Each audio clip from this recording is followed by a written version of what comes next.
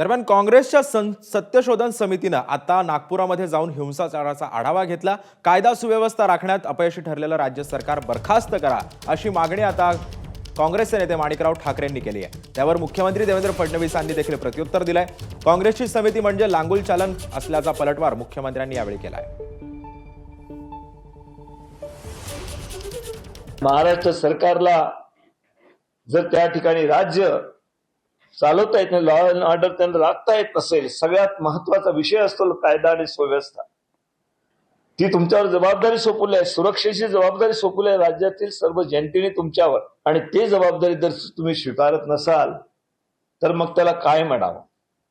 आम्ही एवढीच मागणी करू शकतो की तुम्ही राज्य कारभार चालवण्याकरता त्या ठिकाणी यशस्वी नाही आहेत, तुम्ही चालवू शकत नाही, आणि जर कायदा सुव्यवस्था राखण्याकरता आम्ही अपयशी आहोत, आम्ही हे करू शकत नाहीत, हे जर यांना वाटत असेल सरकारला, तर राज्यपालाने तात्काळ सरकार बरखास्त करायला पाहिजे। काँग्रेसची समिती किती गंभीर आहे याचं एकच उदाहरण मी देतो की ज्याच्यावर अकोला दंग्याचा आरोप आहे, त्या दंग्याचा आरोपी हा त्यांच्या समितीचा सदस्य आहे। म्हणजे आता दंगेखोर हे दंग्याची चौकशी करण्याकरता जर येणार असतील तर ही समिती म्हणजे अक्षरशः लांगुल चालन आहे, पाय चाटणे आहे।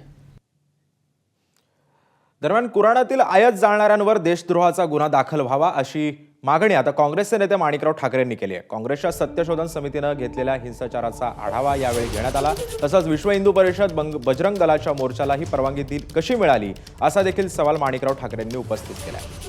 जी हिरवी चादर म्हणून आपण चढवतो आणि त्या चादरीवर त्यांच्या कुराणामधले आयात त्यावर जे लिहिलेले चित्र स्पष्ट दिसत आहेत, ते जर जाळण्याचा कोणी प्रयत्न करत असेल तर जेवढा करावा तेवढा निषेधार्ह आहे। अशा लोकांना सगळ्यात मोठी शिक्षा, देशद्रोहाचा गुन्हा सुद्धा त्यांच्यावर घालायला पाहिजे। त्या ठिकाणी गुन्हे काही लोकांवर 8 लोकांवर दाखल केले, तेही सुमोटो स्वतः ते येऊन पोलीस स्टेशनला हजर झाले। त्यांचं नातं पोलीसचं आणि त्या लोकांचं होते की काय, आणि पोलिसांनी त्यांना काहीतरी सूट दिल्याचं चित्र या सगळ्या प्रकरणामध्ये सुद्धा पहिले दिसून येतं। एबीपी माझा, उघडा डोळे बघा नीट।